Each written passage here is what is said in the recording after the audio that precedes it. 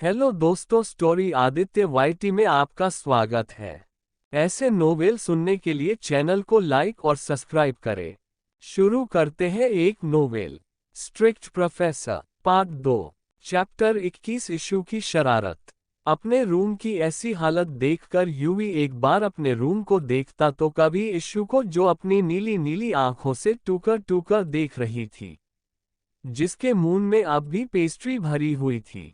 Isha UV को देखकर जैसे ही बेड से खड़ी होने लगी, वैसे ही उसे एक सख्त आवाज सुनाई दी, जिससे वो वही को वही जम सी गई। और ये आवाज किसी और की नहीं बल्कि खुद यूवी की थी। उसने जब देखा कि बेड के नीचे वास के टुकड़े फैले हुए हैं और ईशु उन पर ही पैर रखने जा रही थी, तो उसने अपनी सख्त आवाज में ईशु को वहीं रुकने को कहा। ईशा उसकी आवाज सुनकर ही डर गई और उसने अपने पांव, जो वह नीचे रखने वाली थी, उन्हें झट से ऊपर कर लिया और यूवी को देखने लगी, जैसे पूछ रही हो, आपने मुझे क्यों रोका।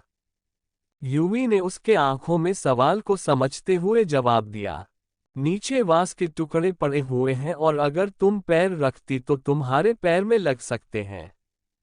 ये सुनकर जब उसने नीचे देखा तो सच में नीचे वास के टुकड़े पड़े हुए थे। अब इसे समझ में आया कि वो क्या बेवकूफ़ी करने जा रही थी।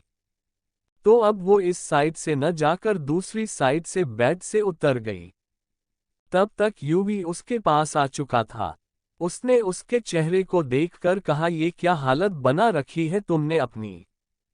यूवी की बात सुन के इशू कंफ्यूजन में उसे देखने लगी, तो यूवी ने उसे मिरर के सामने खड़े कर दिया। इशू ने जब देखा कि उसके चेहरे पर चॉकलेट और पेस्ट्री की क्रीम लगी है, तो उसने अपने दांतों तले जीभ दबा ली और एक बार पूरे रूम को देखा, जो उसकी कारस्तानी की बलि चढ़ चुका था। ये देखकर उसने एक नज़र यूवी को देखा, फिर कुछ सोचकर मासूम सा चेहरा बनाकर यूवी को देखने लगी। उसे लगा कि यूवी उसे डांट लगाएगा, तो उसे बचने के लिए उसने अपना चेहरा मासूम सा बना लिया। फ्लश्ड यूवी उस पर गुस्सा तो करना चाहता था, लेकिन उसकी शक्ल देखकर नहीं कर सका। उसने इशू से बाथरूम की तरफ इशारा करके कहा, जाओ जाकर अपना चेहरा साफ करके आओ। इशू एक अच्छी बच्ची की अपना सर 3-4 बार हाँ में हिलाकर बाथरूम में चली गई और यूवी उसकी इस हरकत पर स्माइल करे बिना नहीं रह सका। इशू के बाथरूम में जाने के बाद यूवी ने एक गहरी सांस ली। दरअसल इशू के चेहरे पर चॉकलेट और पेस्ट्री लगने के कारण वो हद से ज्यादा मासूम और क्यूट लग रही थी। इसीलिए यूवी का गला उसके होंठों को देखकर सूख रहा था। इसीलिए उसने बाथरूम में जाने को जल्दी कह दिया। थोड़ी देर बाद इशू बाथरूम से निकलकर बाहर आए, तो उसने यूवी को देखा, जो उसके आने का ही वेट कर रहा था और उसे ही देख रहा था। इशू ने उसे घूरते देखा तो अपने मन में कहा, ये मुझे ऐसे क्यों देख रहे हैं, कहीं मैंने इनकी चॉकलेट और पेस्ट्री खाए इसीलिए तो नहीं देख रहे। हाँ यही होगा, देखो तो कैसे देख रहे हैं, जैसे अभी के अभी मुझे खा जाएंगे, जैसे मैंने इनकी पेस्ट्री खाए।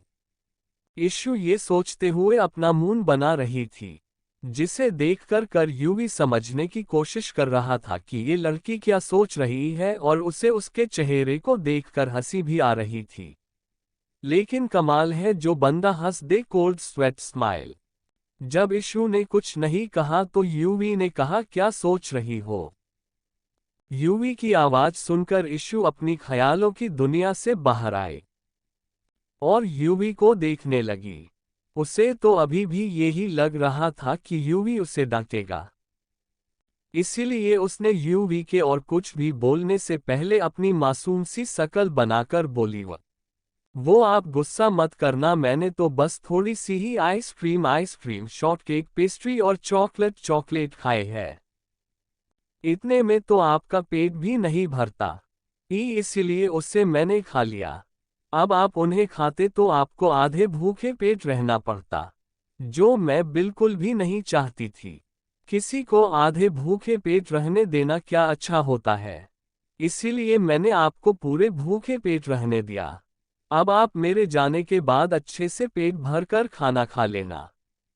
हाँ, इतना कहकर वो दरवाजे से बाहर भाग गई जो खुला हुआ था। क्योंकि वो बातें करते करते धीरे धीरे दरवाजे की तरफ बढ़ रही थी और यूवी को तो ध्यान ही नहीं था। वो तो उसकी बातें सुनकर उसे अपना मुंह खोले हैरानी से देख रहा था।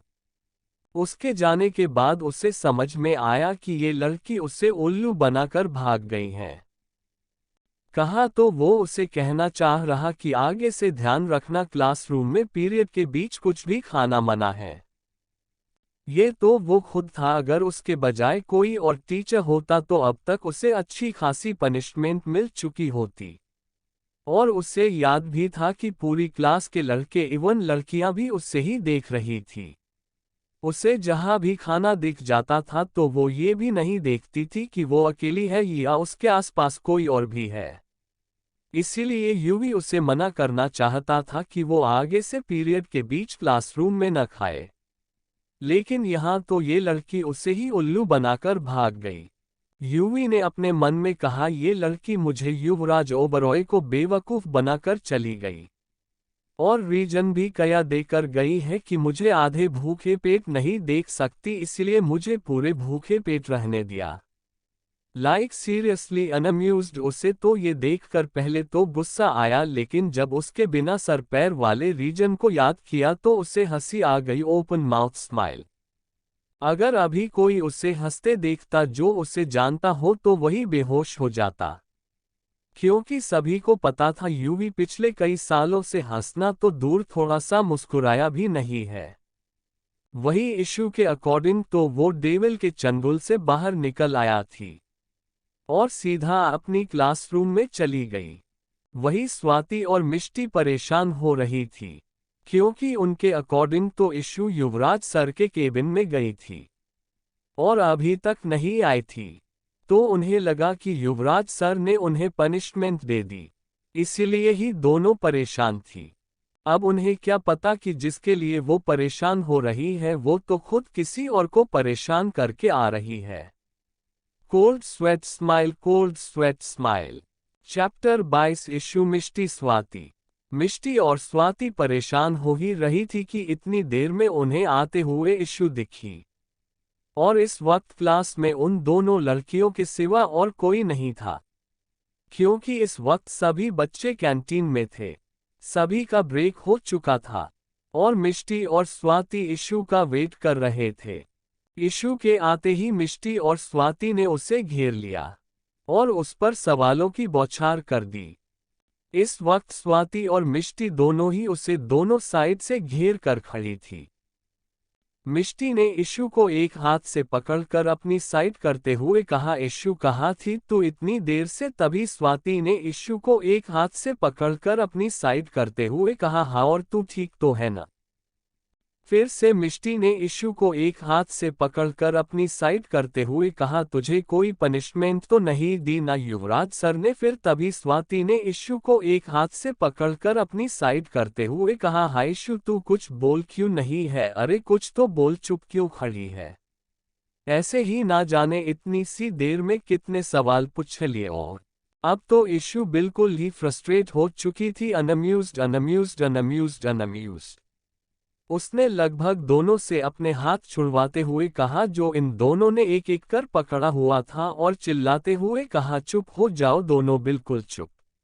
दोनों ही बिल्कुल चुपचाप सीधी खड़ी हो गई।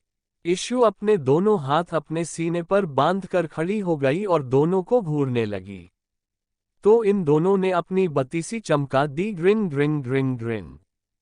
इशू ने घूरते हुए कहा, मैं बोलूंगी तो तब ना जब तुम दोनों मुझे कुछ बोलने दोगी। कभी इधर तो कभी उधर मुझे घुमाए जा रही हैं दोनों की दोनों, फिर रूठते हुए जाओ, मैं तुम दोनों से बात नहीं करूंगी। Confused face, confused face. फिर क्या था, लग गई दोनों की दोनों ही उससे मनाने। ग्रिन। स्वाति ने अपने कान पकड़कर कहा, अच्छा sorry. Pensive face, pensive face. वो हम दोनों तुम्हारे लिए इतना परेशान थे कि ध्यान ही नहीं दिया और ये सब हो गया। मिष्टी ने भी इसकी हाँ में हाँ मिलाई। मिष्टी ने कहा, sorry pensive face, pensive face, deadpan face. Ishu अब मान जाओ ना। इशू ने दोनों को बारी बारी देखते हुए कहा, ओके, लेकिन सिर्फ एक शर्त पर। उसकी ये बात सुनकर दोनों ही उससे घूरने लगी। स्वाति ने उससे घूरते हुए कहा, बिल्कुल भी नहीं, देख इशू, हम तेरी कोई भी उटपटांग शर्त नहीं मानेंगे। हमें अच्छे से याद है पिछली बार भी तुमने ऐसी शर्त रखी थी कि हमें स्कूल में प्रिंसिपल की डांट पड़ी थी, और यहाँ तक कि उन्होंने घर से मॉम डैड को भी बुलाने की धमकी दे दी थी। ना बाबा, ना हम तेरी बात बिल्कुल नहीं मानेंगे। मिष्टी ने भी मुंह बनाते कहा, और नहीं तो क्या, खुद तो बच गई और हमें डांट पड़ी और खुद बच गई। स्वाति ने भी कहा, और प्रिंसिपल के सामने कैसे हमें ही नसीहतें दे रही थी, बिल्कुल दादी माँ की तरह की। स्वाति और मिष्टी, तुम्हें ऐसा नहीं करना चाहिए था। किसी बच्चे को परेशान करना गलत बात होती है। मिष्टी ने कहा, बिल्कुल, खुद ने ही हमसे कहा कि टीना स्कूल में तीनों की क्लासमेट थी, एटीट्यूड से भरी हुई उसकी और इन तीनों की बिल्कुल नहीं बनती थी। टीना के शर्ट के पीछे लूजर लिखना है, और जो पेन इसने हमें दिया था, इसने कहा था कि इसकी इंक थोड़ी ही देर में गायब हो जाती है। मुंह बनाते हुए कहा, लेकिन पता नहीं कैसे पेन ही बदल गया और हमने उसकी शर्ट पर लूजर लिख दिया और वो इंक गायब नहीं हुई, और उस घमंडी चुड़ैल ने प्रिंसिपल से शिकायत कर दी और फिर डांट हमें पड़ी। और ये मैडम बिल्कुल मासूम सी शकल लेकर खड़ी थी। इसकी शकल देखकर तो कोई नहीं कह सकता कि ये लड़की कोई मासूम गुड़िया नहीं, बल्कि एक नंबर की कांडी पुड़िया है। लुक ऑफ ट्रायम्फ, स्वाति ने कहा, बिल्कुल, लेकिन वो पेन इसी इशू की तरफ देखकर ने बदला था, लेकिन कैसे बदला ये नहीं पता। इशू ने मासूमियत से कहा। फ्लश्ड, वो उस वक्त जब तुम दोनों ही लड़ने में बिजी थी कि कौन उसके शर्ट के पीछे लूजर लिखेगा, तब मैंने चुपके से पेन बदल दिया था, कहकर अपनी बत्तीसी चमका दी ग्रिन ग्रिन। स्वाति और मिष्टी दोनों ही उससे आंख फाड़कर देख रही थी कि कैसे ये लड़की इतनी मासूमियत से अपनी गलती कबूल कर रही है और तो और हंस भी रही है। मिष्टी ने लगभग उसे धमकाते हुए कहा, देख इशू, तू अपनी गलती एक्सेप्ट कर रही है, अच्छी बात है, लेकिन रोनी सूरत बनाकर कहा, इतनी मासूमियत से अपनी गलती एक्सेप्ट मत किया कर, मैं तुझे नाराज नहीं हो पाती। इशू ने झट से अपनी आंखें मटकाते हुए मासूमियत से कहा, इसीलिए तो ऐसे गलती एक्सेप्ट करती हूँ ताकि तुम दोनों मुझ जैसी मासूम पर अपना गुस्सा ना निकल पाओ। Flushed flushed flushed flushed. Swati और मिष्टी दोनों ने उसे घूरते हुए देखा और अपना सर ना में हिला दिया। स्वाति ने फिर बात बदलते हुए कहा, अच्छा ये सब छोड़ो तुम दोनों, और इशू, तू मुझे बता कि तू इतनी देर से कहाँ थी, क्या युवराज सर ने तुझे कोई पनिशमेंट दी थी? तो इशू को भी जो उसके साथ हुआ था वो याद आया। फिर क्या उसने बताना शुरू किया। इशू ने अपने और वीर इनायारोहन मयंक से अपनी दोस्ती और आलिया से झगड़ा होने के बारे में सब बताया, यूवी के बारे में नहीं बताया। स्वाति और मिष्टी दोनों ही मुंह फाड़कर इशू को देख रही थी। मिष्टी ने हैरानी से अपनी आंखें बड़ी बड़ी करके कहा, रियली, उन चारों ने तुमसे दोस्ती की? और फिर आलिया की याद आते ही उसने गुस्से से कहा, look of Triumph, look of Triumph, look of Triumph, look of Triumph, look of Triumph, look of Triumph, look of Triumph. और उस चुड़ैल की हिम्मत कैसे हुई मेरी दोस्त को परेशान करने की, उसे तो मैं छोड़ने नहीं वाली। उसने अपने हाथों का मुक्का बनाकर मुट्ठी मुट्ठी दूसरे हाथ में लगभग पटकते हुए कहा। स्वाति को भी आलिया पर बहुत गुस्सा आया, क्योंकि वो इशू को बिल्कुल अपनी छोटी बहन मानती थी, इसीलिए अगर कोई इशू को कुछ कहता था तो चुप नहीं रहती थी, उसे अच्छा सबक सिखाती थी। लेकिन मिष्टी ने सोचते हुए कहा, लेकिन उस चुड़ैल की ईशा के साथ क्या दुश्मनी है जो वही ईशा को ऐसे परेशान कर रही थी, और यहाँ तक कि ईशा पर हाथ भी उठा दिया। वह तो अच्छा हुआ कि उस लड़के ने उसका हाथ पकड़ लिया, वरना वह कमीनी तो इशू को थप्पड़ मार ही लुक ऑफ ट्रायम्फ देती। इशू ने भी मुंह बनाते हुए कहा, स्मर्क, वो तो मुझे भी नहीं पता कि उस आलिया वालिया की मुझसे क्या दुश्मनी है, लेकिन वह कह रही थी कि मैंने उससे उसका कुछ छीना है, लेकिन मैंने तो उसे कुछ भी नहीं लिया। Flushed flushed flushed flushed flushed flushed flushed, बल्कि हमारी तो ये दूसरी मुलाकात थी, तो पता नहीं वह ऐसे क्यों कह रही थी कि मैंने उसका कुछ छीना है। उससे कहकर वो उदास हो गई। स्वाति ने उसका ध्यान आलिया पर से हटाने के लिए कहा, अच्छा ये सब छोड़, ये बता कि तुझे तो युवराज सर ने बुलाया था ना अपने केबिन में, तो क्या उन्होंने उन्होंने तुझे पनिश किया? इशू ने मुंह फुलाकर कहा, कंफ्यूज्ड फेस, हाँ उन्होंने मुझे डांटा। इशू इससे पहले और कुछ भी कहती उससे पहले ही मिष्टी ने कहा, क्या उन्होंने तुम्हें ज्यादा डांटा? स्वाति ने भी इशू की चिंता करते हुए पूछा, क्या उन्होंने कुछ ज्यादा कह दिया किया? इशू ने कहा, वो उन्होंने मुझे डांटा तो मुझे रोना आ गया और मैं रोने लग गई, इसलिए वो मुझे और डांट नहीं पाए। स्वाति ने इशू की चिंता करते हुए पूछा, इशू तुम ज्यादा तो नहीं रोई थी ना? तुम्हें पता है ना, तुम्हें ज्यादा रोने से बुखार हो जाता है। इशू ने कहा, नहीं, क्योंकि उन्होंने मुझे चुप करा दिया था। मिष्टी और स्वाति दोनों ने ही एक साथ पूछा, किसने? इशू ने कहा, युवराज सर ने।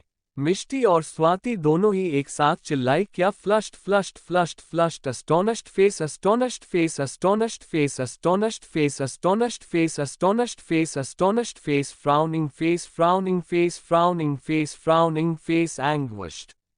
इशू उनके ऐसे एक साथ चिल्लाने से चौंक गई। क्या हुआ, तुम दोनों ऐसे चौंक क्यों गई?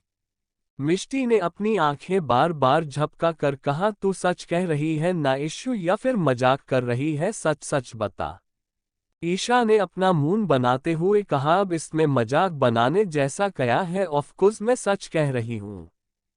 उसकी बात सुनकर सुनकर दोनों ही शोक में थी। Frowning face frowning face frowning face frowning face frowning face frowning face frowning face. Ishu ने मासूमियत से पूछा, वैसे तुम ऐसे शोक क्यों हो, जैसे पता नहीं मैंने क्या कह दिया हो? मिष्टी ने अपने आप को नॉर्मल करते हुए कह, नन्ही ऐसी बात नहीं है। वो हमने सर के बारे में सुना था कि वो बहुत गुस्से वाले हैं और उन्हें किसी के रोने या हंसने से फर्क नहीं पड़ता, बस इसीलिए शोक तो लगना ही था। अब तो इशू भी सोच में पड़ गई। इशू का ध्यान भटकाने के लिए स्वाति ने कहा, अच्छा चलो कैंटीन में चलते हैं, मुझे तो बहुत भूख लगी है। इशू तुम्हें भी लगी है ना? खाने की बात हो और इशू मना कर दे, ऐसा कभी हो सकता है क्या? इशू अपनी गर्दन जल्दी जल्दी हमें हिलाने लगी। फिर तीनों ही वहां से कैंटीन की तरफ चली गई। Chapter 23 canteen. तीनों बातें करते हुए कैंटीन की तरफ चली गई। कैंटीन में जाकर उन्होंने अपनी नज़र इधर उधर दौड़ आई तो उन्हें एक टेबल खाली मिल गई और वो तीनों वहां जाकर बैठ गई। अभी उन्हें बैठे हुए बस 5 मिनट ही हुई होंगी कि उन्होंने देखा कि वीर का ग्रुप चलकर इधर ही आ रहा था, सिवाय आलिया के। तीनों उन्हें अपने पास आते देख एक पल को तो चौंक गई, लेकिन जल्दी ही उन्हें स्वाति और मिष्टी को जो इशू ने बताया वह याद आ गया, तो वो दोनों नॉर्मल हो गई और इशू खुश हो गई, स्पेशली इनाया को वहां देखकर। कैंटीन में जब से वो तीनों आई थी तब से सभी लड़के उन तीनों को देखे जा रहे थे, स्पेशली इशू को। लेकिन अब उन चारों को उन तीनों के पास जाते देख कैंटीन में सब चौंक गए थे, क्योंकि उन्हें पता था कॉलेज के पहले ही दिन क्या हुआ था। अभी उन्हें नहीं पता था कि इन चारों की इशू से फ्रेंडशिप हो गई है। इसीलिए उन्हें उन तीनों लड़कियों के पास जाते देख सब यही सोच रहे थे कि वीर और उसकी गैंग अब इन तीनों लड़कियों को बुली करेंगे और उस दिन का बदला लेंगे। इसीलिए सब सहानुभूति से इशू और उसकी गैंग को देखे जा रहे थे। लेकिन यहाँ तो माजरा ही कुछ और था। वीर और उसकी गैंग उन तीनों लड़कियों के पास आए और इनाया ने खुशी खुशी आगे बढ़कर इशू को गले लगा लिया और बेहद प्यार से बोली, हे क्यूटी पाई, मैं तुम्हें कब से ढूंढ रही थी और तुम अब आए हो। मुझे तुम्हारी बहुत याद आ रही थी। इशू ने भी खुशी से चहकते हुए कहा, इनायू दी, मैंने भी आपको बहुत मिस किया। इनाया ने खुश होते हुए कहा, क्या कहा तुमने मुझे? इशू ने मासूमियत से कहा, यही कि मैंने आपको बहुत मिस किया। इनाया ने पूछा, नहीं इससे पहले तुमने मुझे क्या कहा? इशू ने क्यूट सी वॉइस में कहा, इनायुदी। इनाया ने खुश होते हुए कहा, आप क्यूटी पाई, तुम अब मुझे यही कह के बुलाओगी? ओके।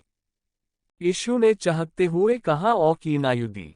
ये दोनों अपनी ही बातों में लगी थी और वो पांचों अपने आप को इग्नोर होते देख एक साथ अपना मुंह बनाते हुए कहा, हम भी यहाँ हैं। जब उन दोनों ने उन्हें ऐसे कहते देखा तो इनाया और इशू को हंसी आ गई और वो दोनों खिलखिलाकर हंस पड़ी। कैंटीन में मौजूद सभी लड़के यहाँ तक लड़कियां भी इशू की हंसी में खो गई और सभी हैरान भी थे कि वीर और उसकी गैंग उन तीनों को परेशान करने की बजाय उन तीनों से हंस हंसकर मेल मिलाप कर रहे हैं। जब इशू ने उन सभी को अपनी ओर देखता पाया तो चुप हो गई। इशू ने मासूमियत से इनाया से कहा, इनायू दी, ये सब मुझे ऐसे क्यों देख रहे हैं? क्या मैं इतनी बुरी दिखती हूँ? उसकी बात पर सबको हंसी आ गई। इनाया ने प्यार से कहा, नहीं बिल्कुल नहीं, तुम बुरी नहीं बल्कि बहुत सुंदर हो और हम सब तुम्हें इसलिए देख रहे थे कि तुम हंसते हुए बहुत सुंदर और क्यूट लगती हो। बस इसीलिए हम सब तुम्हें ऐसे देख रहे थे। इशू ने चाहते हुए कहा, सच्ची? इनाया मुच्ची। रोहन ने झूठ मूठ का रूठते हुए कहा, अरे भाई हम भी है, कोई हमसे भी मिल लो। इशू ने कहा, क्यों नहीं जीजू, कहकर रोहन के गले लग गई। रोहन ने भी उसके बालों को प्यार से सहलाया। रोहन से अलग होकर इशू ने उन चारों को स्वाति और मिष्टी से मिलवाते हुए कहा, इनसे मिलो, ये है मेरी वर्ल्ड बेस्ट फ्रेंड मिष्टी और स्वाति। मिष्टी और स्वाति ने उन चारों को हेलो कहा तो उन चारों ने उनका रिप्लाई दिया। मिष्टी ने मुंह फुलाकर कहा, शुक्र है जो हम तुझे याद है, नहीं तो मुझे लगा कि तू अपने नए दोस्तों के आगे अपने पुराने दोस्तों को भूल गई। इशू ने मासूमियत से मुंह बनाकर कहा, तुम लोगों को भूल कर और स्पेशली तुझे भूल कर पिटना थोड़ी है मुझे। उसकी इस बात पर स्वाति की हंसी निकले गई तो मिष्टी और इशू दोनों ने ही उसे घूर कर देखा तो चुप हो गई। वीर जब से यहाँ आया था तब से ही वो इशू को देखे जा रहा था, लेकिन इशू को क्या किसी को भी भनक तक नहीं थी, सब हंसी खुशी मस्ती कर रहे थे। फिर इशू ने स्वाति और मिष्टी से कहा, स्वू और मिशी, ये है इनाया की तरफ उंगली पॉइंट करते हुए इनाया दी, और ये है रोहन जीजू। इनाया दी और रोहन जीजू दोनों एक दूसरे से प्यार करते हैं। और ये है मयंक, और आखिर में वीर की तरफ उंगली पॉइंट करते हुए थोड़ा डरते हुए कहा, ये है वीर। सभी ने यहाँ तक कि वीर ने भी इशू की आवाज में डर को भांप लिया था। इनाया ने जल्दी से इशू के पास आकर कहा, क्यूटी तुम वीर से डर क्यों रही हो? तो इशू ने धीरे से कहा, वो इन्होंने जब मेकअप की धूम में, मेरा मतलब कि उस लड़की आलिया को डांटा था ना, जब से मुझे इनसे डर लगता है। इनाया ने समझाते हुए कहा, इशू वो तो इसने तुम्हें बचाने के लिए उसे डांटा था ना, तो इनसे कैसा डरना जो हमें बचाते हैं ना, उनसे हमें डरना नहीं चाहिए बल्कि उन्हें थैंक्स कहना चाहिए। ओ बेबी। इशू ने उसकी बात को समझते हुए अपना सर हाँ में हिलाया और वीर को देखते हुए कहा, थैंक्स वंस अगेन, अपने मेरी हेल्प करी उसके लिए, और सॉरी। वीर ने कहा, सॉरी किस लिए? इशू ने मासूमियत से कहा, सॉरी इसलिए कि एक तो आपने मेरी हेल्प करी और ऊपर से मैं आपसे डर रही थी, कहकर अपना सर नीचे झुका लिया। वीर ने हल्का मुस्कुराकर कहा, इट्स ओक। इशू ने भी मुस्कुराते हुए कहा, हम। इशू ने कहा, मुझे बहुत भूख लगी है मीशी, स्वू कुछ ऑर्डर करो ना। इनाया ने कहा, कोई जरूरत नहीं है, एक्चुअली मैंने ऑर्डर कर दिया था तो बस आता ही होगा। थोड़ी ही देर में सबका ऑर्डर आ गया। चैप्टर 24 इशू और शायरी। सब कैंटीन में बैठे थे। इतनी ही देर में उनका लंच आ गया।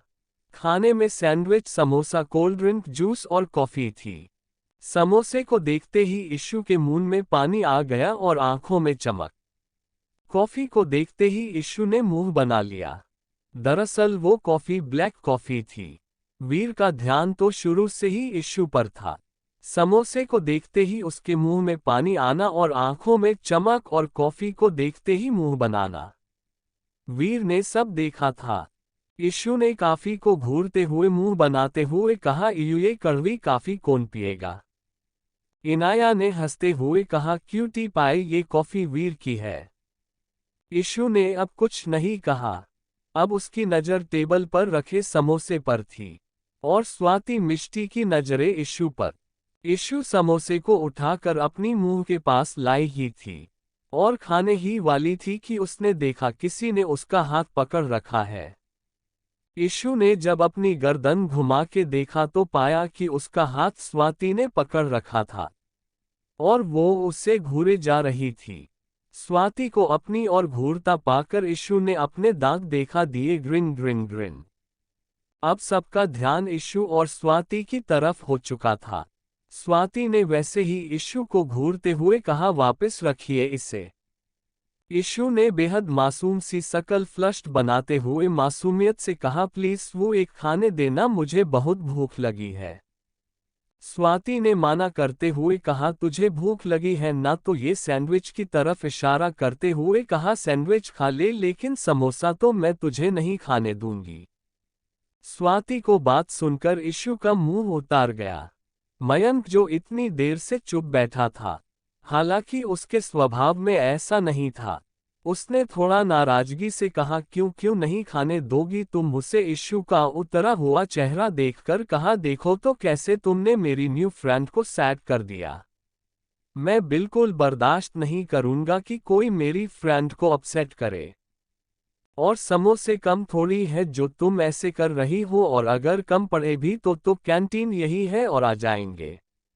एक समोसे के लिए तुम मेरी फ्रेंड को उदास नहीं कर सकती। इशू की आंखें चमकने लगी ये देखकर कि मयंक उसका साथ दे रहा है और अब तो उसे समोसे खाने को मिलेंगे ही। स्वाति ने मयंक को देखकर चिढ़ते हुए कहा, बात समोसे की नहीं है और इशू तुमसे पहले मेरी फ्रेंड है, समझे? मयंक ने भी स्वाति को घूरते हुए कहा, अच्छा, लेकिन मुझे तो यही लग रहा है। उसने स्वाति के हाथ को देखकर कहा, जिसने अभी भी इशू का हाथ पकड़ रखा था और इशू के हाथ में समोसा था, और इशू मेरी भी फ्रेंड है। इनाया ने दोनों को शांत करते हुए कहा, अरे बस करो यार, क्या बच्चों की तरह लड़ रहे हो? फिर स्वाति की तरफ देखकर कहा, क्या हुआ स्वाति, तुमने क्यूटी पाई को क्यों रोका समोसा खाने से? स्वाति ने कहा, एक्चुअली इनाया बात यह है कि ये मैडम इशू की तरफ उंगली पॉइंट करते हुए अभी 3-4 दिन पहले बीमार हो गई थी और डॉक्टर ने इससे तली हुई चीज खाने से मना किया है। वैसे भी अगर ये ऐसी चीज ज्यादा खा लेती है तो तुरंत बीमार हो जाती है, इसीलिए मैंने इसे मना किया। इनाया ने कहा, ओह इशू, फिर तो तुम्हें ये नहीं खाना चाहिए। एक काम करो, तुम सैंडविच और जूस ले लो। इतना कहकर उसने इशू को सैंडविच और जूस दे दिया। इशू ने ये देखकर अपना मुंह बना लिया। मिष्टी ने इशू को मुंह बनाते देख कहा, इशू बेबी, मुंह बनाने से काम नहीं चलेगा, तुम्हें यही खाना सैंडविच और जूस की तरह इशारा करते हुए खाना पड़ेगा। मिष्टी की बात पर इशू ने कुछ नहीं कहा और बेमन से खाने लगी। ऐसे ही सबने मिलकर खाना खाया और बैठकर बातें करने लगे। लेकिन इशू का मुंह फूला हुआ था। स्वाति जानती थी कि इशू उससे नाराज है, लेकिन वो कर भी क्या सकती थी? वो उससे अनहेल्थी चीजें नहीं खाने दे सकती थी। तभी उसे एक आइडिया आया इशू का मूड सही करने का। इशू के मूड को देखते हुए स्वाति ने कहा, क्यों ना गाइज एक गेम खेले? रोहन ने कहा, बात तो ठीक ही तुम्हारी, लेकिन गेम कौन सा खेले? वॉच में देखते हुए अभी तो टाइम भी आधा ही हुआ है और लंच ब्रेक अभी भी बाकी है। मिष्टी ने इशू की तरफ देखते हुए कहा, क्यों ना कुछ शायरी हो जाए? इनाया ने कहा, ऑफ डन, वैसे शायरी पहले कौन सुनाएगा? लेकिन इशू ने कोई जवाब नहीं दिया, क्योंकि वो अभी भी गुस्सा थी स्वाति से, और यहाँ स्वाति उसे मनाने की बजाय शायरी खेल रही थी। ये देखकर उसका फूला हुआ मुंह और फूल गया। वीर कब से इशू को देख रहा था। उसे वो बहुत ही प्यारी लग रही थी। उसके गोरे दूध जैसे गाल जो हल्के पिंकिश थे, फूले हुए और भी क्यूट दिख रहे थे। किसी का भी मन कर जाए उन्हें खींचने का। स्वाति ने कहा, कोई नहीं, पहले शुरुआत में ही कर देती हूँ। तो अर्ज किया है। लैला की शादी में एक लफड़ा हो गया। सभी ने एक साथ कहा, वाह वाह वाह वाह। लैला की शादी में एक लफड़ा हो गया। फिर सभी ने एक साथ का वाह वाह वाह वाह। लैला की शादी में एक लफड़ा हो गया। सभी ने कहा और आगे क्या? इशू ने इरिटेट होते हुए कहा अनअम्यूज्ड अनअम्यूज्ड। मजनू इतना नाचा कि लंगड़ा हो गया। इशू की बात सुनकर सब पहले तो एक तक इशू को देखने लगे जो चिढ़ी हुई थी। फिर सब एक दूसरे को देखने लगे और अगले ही पल पूरी कैंटीन में ठहाकों की आवाज गूंज गई। Tears of joy, cold sweat smile।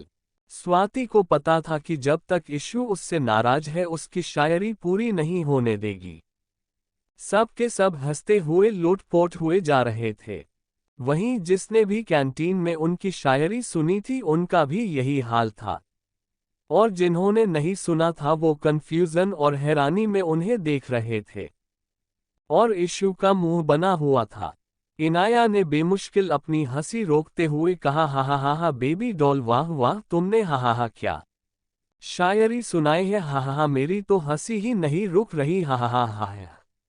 वहीं वीर जो इतनी देर से चुप था उसकी हंसी भी नहीं रुक रही थी इशू की शायरी सुनकर cold sweat smile cold sweat smile cold sweat smile. Rohan ने हंसते हुए कहा आगे कौन सुनाएगा भाई? मिष्टी ने चहकते हुए कहा मैं सुनाऊंगी। मिष्टी ने अपना गला खगारा हम हाम्वा। इशू ने उसे देखकर कहा विक्स की गोली लोहिचकीच दूर करो। मिष्टी ने इशू को घूरते हुए कहा शट अप इशू। उसके ऐसा कहने से उसका मुंह बन गया अनअम्यूज्ड अनअम्यूज्ड।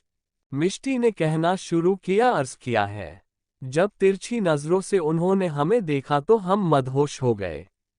वाह वाह वाह वाह। जब तिरछी नजरों से उन्होंने हमें देखा तो हम मदहोश हो गए।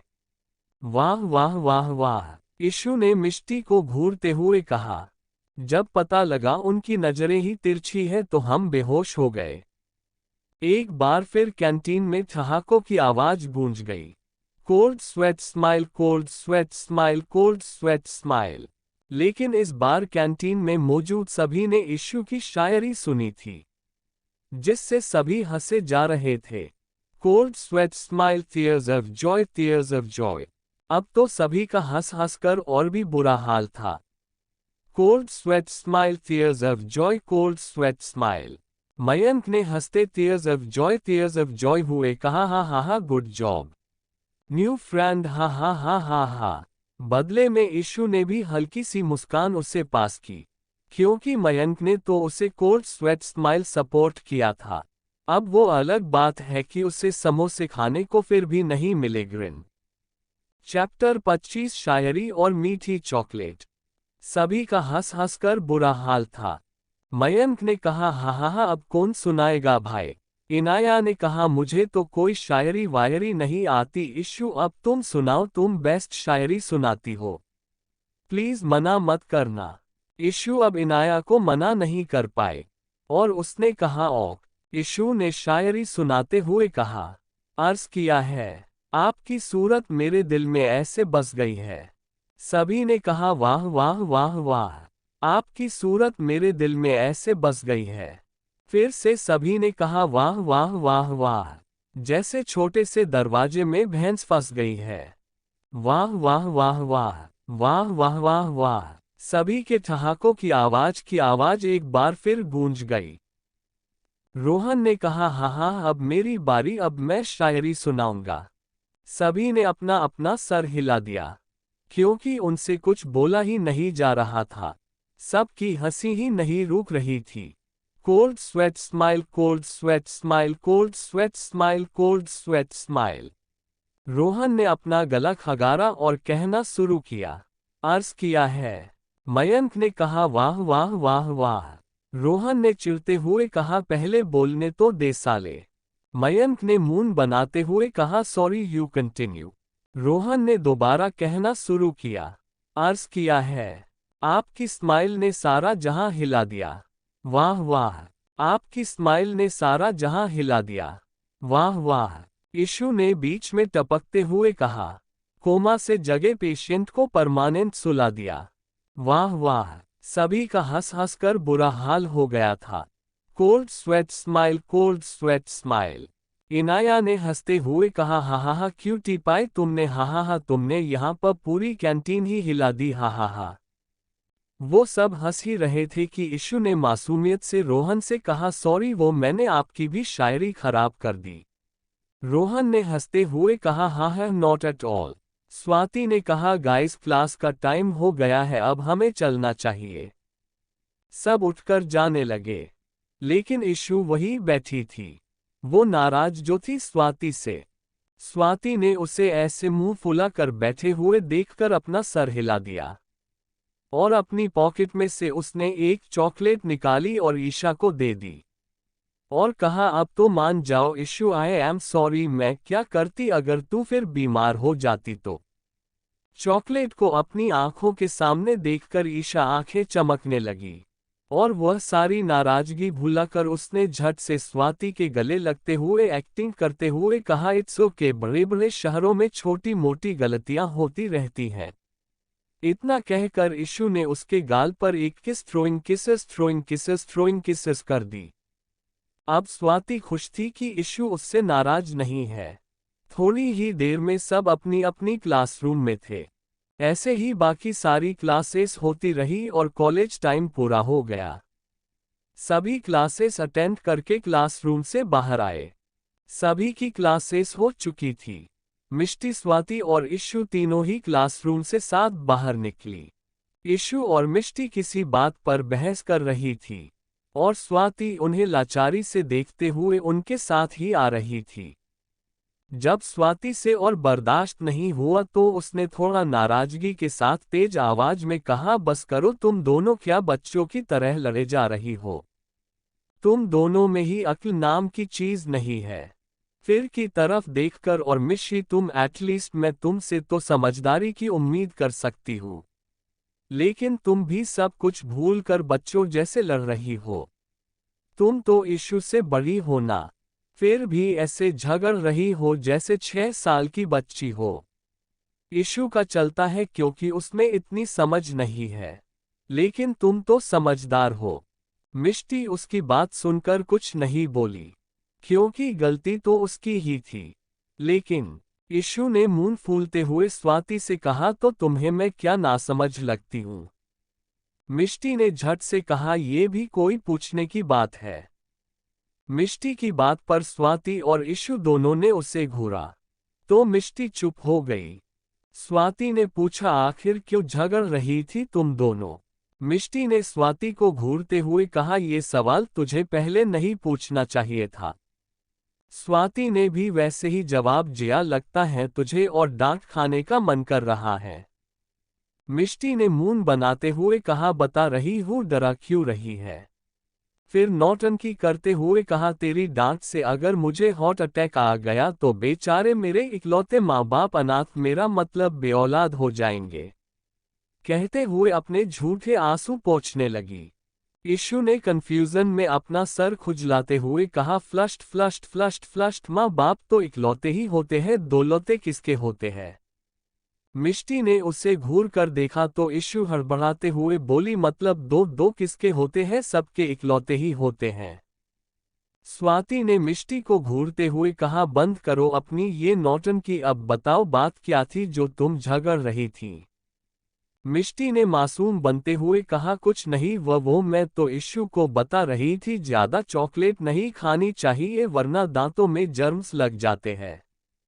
इशू ने मिष्टी को घूरते हुए कहा, झूठी कही कि तुम मेरे दांतों को जर्म्स लगने से बचा रही थी या उन जर्म्स को अपने दांतों पर लगाने का प्लान बना रही थी? स्वाति ने कंफ्यूजन में इशू और मिष्टी को देखा। उसे समझ नहीं आया था कि इशू ने अभी अभी क्या कहा। वही मिष्टी ने ये सुनकर अपनी बत्ती सी चमका रही थी, ग्रिन ग्रिन ग्रिन। स्वाति ने कंफ्यूजन में इशू से कहा, क्या मतलब? इशू ने जवाब में मिष्टी को घूरते हुए कहा, मतलब ये कि ये मिष्टी की तरफ पॉइंट करते हुए मुझसे मेरी चॉकलेट छीन रही थी जो तूने मुझे दी थी लंच टाइम में मुझसे। इशू की बात पर मिष्टी ने जबरदस्ती मुस्कुराते हुए कहा, वो मैं चेक कर रही थी कि चॉकलेट मीठी है कि नहीं बस।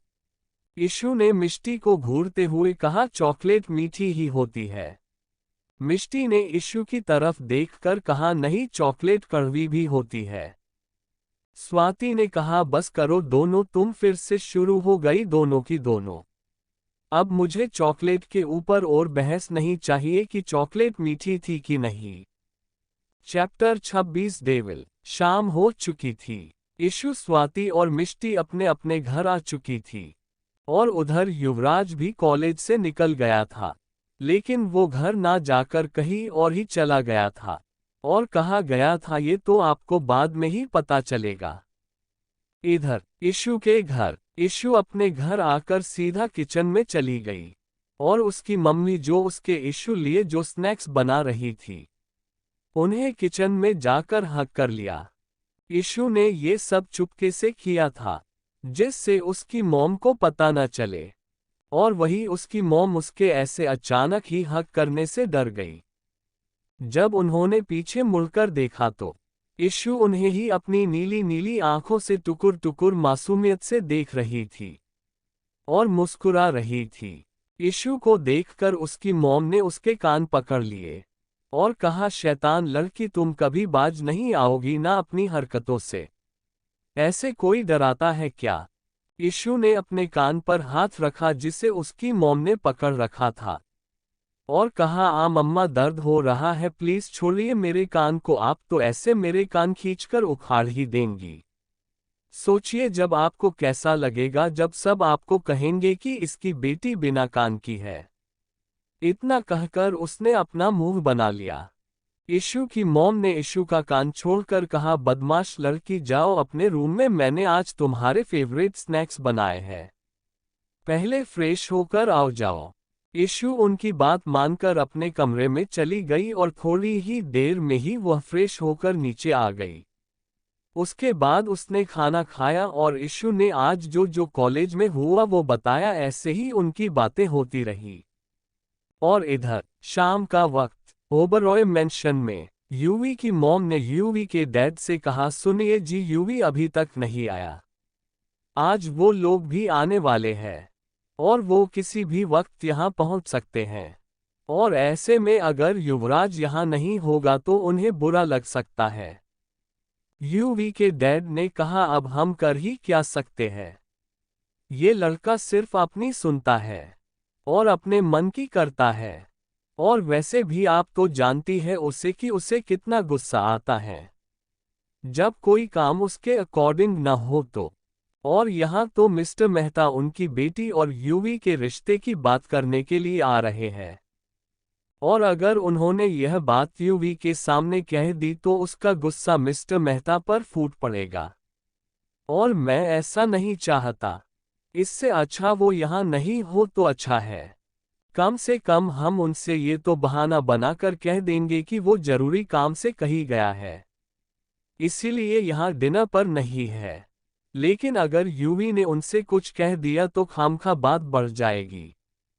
उनकी बात पर यूवी की मॉम गीता यशराज ओबरॉय ने कुछ नहीं कहा, लेकिन वो मायूस जरूर हो गई थी। Pensive face, pensive face, pensive face, pensive face, pensive face. Yashraj ji ने उनके हाथ पर हाथ रखकर कहा, चिंता मत करो, आप तो जानती ही है कि युवराज बचपन से ही ऐसा है, वो अपने मन की मर्जी करता है। गीता जी ने कहा, मैं जानती हूँ कि यूवी बचपन से अपने उसूलों पर चलने वाला लड़का रहा है, लेकिन मेरा बेटा ऐसे रूड बचपन से नहीं था। ऋत्विक के जाने के बाद तो जैसे सब कुछ बदल गया। सबसे ज्यादा मेरा बेटा यूवी। मेरा बेटा तो जैसे मुस्कुराना ही भूल गया है। इसीलिए मैं चाहती हूँ कि कोई हो उसकी लाइफ में जो उसे समझ सके, उसका साथ दे सके, उसे दोबारा से जिंदगी जीना सिखाए। इसीलिए मैं उसकी शादी को लेकर उसके पीछे पड़ी रहती हूँ। सिर्फ एक ऋत्विक ही था जो मेरे बेटे को समझता था। उसके जाने के बाद तो वो सबसे एक दूरी सी बनाए फिरता है। अगर कोई उसे जानना चाहे भी तो उसके रूड और गुस्सैल बिहेवियर को देखकर उसके पास नहीं जाता। इतना कहकर गीता जी रो पड़ी। Loudly crying, loudly crying, loudly crying, loudly crying. Yashraj ji ने गीता जी को गले लगाकर कहा, कोई तो होगा जो हमारे बेटे को समझेगा। कोई तो हमारे बेटे के लिए भी बना होगा। आप चिंता मत करिए, बस भगवान पर भरोसा रखिए। और देखना, जब उसकी लाइफ में कोई आएगा तो हमारा यूवी बिल्कुल बदल जाएगा।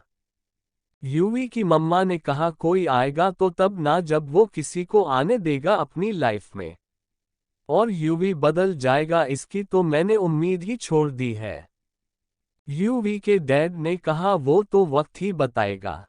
एक अनजान जगह एक आदमी काफी तेजी से सड़क पर दौड़ रहा था। उस आदमी को सांसें तेज दौड़ने के कारण फूल रही थी, लेकिन वो बिना रुके दौड़े जा रहा था। वो बार बार पीछे मुड़कर देख रहा था, जैसे कोई उसके पीछे पड़ा हो। उसे देखकर लग रहा था जैसे अगर आज वो नहीं भागा तो वो जिंदा नहीं बचेगा। जिस सड़क पर वह भाग रहा था, उस सड़क के चारों ओर जंगल ही जंगल था। लेकिन फिलहाल उस आदमी ने इस बात की परवाह नहीं की और दौड़ता रहा। वो भागते भागते वही सड़क पर गिर गया। उसके गिरते ही कई सारी गाड़ियों ने उसे घेर लिया। वो गाड़ियां काफी महंगी लग रही थी। उन सभी गाड़ियों में से काफी मात्रा में गार्ड्स निकले और उस आदमी को घेर कर खड़े हो गए। वही उस व्यक्ति का चेहरा सफेद पड़ गया था। उसके चेहरे पर पसीने की बूंदें उभर आई थी। उस आदमी के चेहरे पर डर साफ साफ देखा जा सकता था। तभी वही एक और कार आकर रुकी। वो कार और बाकी कारों से काफी महंगी थी। उस कार का आगे का गेट खुला और उसमें से एक व्यक्ति निकला। उसने उस नीचे पड़े हुए आदमी को एक नजर देखा और कार के पिछले दरवाजे को खोल दिया। कार का गेट खोलने के बाद उस कार से महंगे चमचमाते हुए जूते पहने हुए एक पैर बाहर निकला। कोई भी देखकर कह सकता था कि ये जूते कितने महंगे थे, लेकिन वो जूते काफी वियर्ड थे। कोई नॉर्मली इंसान उन जूतों को देखकर ही डर जाए, क्योंकि उन जूतों पर अजीब अजीब सी शेप्स बनी हुई थी, जो काफी डरावनी थी। तभी दूसरा पैर भी बाहर निकला। एक शख्स जो बिल्कुल काफी लंबा और तगड़ा था, वो उस कार से बाहर आया और खड़ा हो गया। इस वक्त वो आदमी बहुत डरावना लग रहा था, क्योंकि उस व्यक्ति ने पूरे काले कपड़े पहन रखे थे। Black pant, black shirt, black डरावने शूज और उस ब्लैक शर्ट के ऊपर से ब्लैक ओवरकोट जो काफी लंबा था। उस आदमी ने अपने चेहरे पर ब्लैक मास्क लगा रखा था और ऊपर ब्लैक लंबी टोपी पहनी हुई थी, और उसने अपने हाथों को अपनी पेंट की पॉकेट में डाल रखे थे।